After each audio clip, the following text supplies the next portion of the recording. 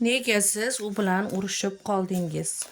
Nega qaror qildingiz ajralib ketishga? Nega siz u bilan urushib qoldingiz? Nima sababdan urushib qoldingiz? Uning sovuqligi, munosabatlarga, sevgi munosabatida e'tibor bermasligi, ko'p nolib gapirishi. Aynan shu narsa sizni sovutdi. Uning gapi boshqa, xatti-harakati boshqaligi ham siz bilan uni urushib qolishga sabab bo'ldi. Hatto unga shuncha tushuntirsangiz ham, iltimos, tushunishga harakat qil, biz birga bo'lamiz, hammasi yaxshi bo'ladi desangiz ham, u xuddi haykal kabi, xuddi eshitmayotgan to'nka kabi xatti-harakatlar qildi. Va shu sababdan urushib qoldingiz. Tortishib qoldingiz. Ikkingiz ham bir-biringizga juda qattiq ozorli so'zlarni gaplashdingiz. Ammo hayot to'xtab qolgani yo'q. Ikkingiz ham ikki xil yo'lda o'z hayotingiz bilan ishlashda, o'qishda davom etmoqdasiz. Ammo o'z uyingizda halovatingiz yo'q. Ikkalangizni ham bir-biringizga tortishish kuchi bor. Ya'ni bir-biringizni sog'inish, bir-biringizni his qilish,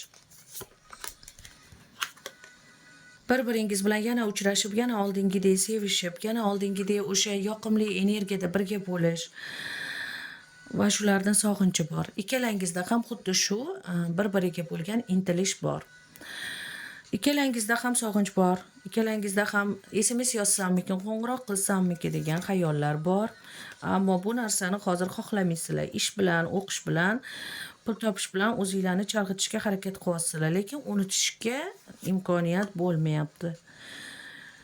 Yarashib ketsam yomon bo'lmasmikin, yana yarashsam, yana kechirsam yomon bo'lmasmikin degan xayol bor. Qanaqadir bir-biringlarga ruhan yaqinsizlar. Xarakterlaring tushmasa ham ruhan yaqinsizlar. Ha.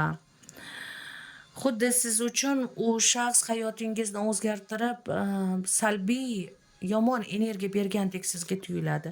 Shuning uchun siz u bilan orani uzishga qaror qabul qildingiz. Qaroringizdan afsuslanishlar yo'q. Nima bo'lsa bo'lar, o'zimning ishimni qilaman, o'zimning hayotimda tinch yurganim yaxshi. Bunaqa bosh og'rig'i kerak emas degan xayolga o'tgansiz.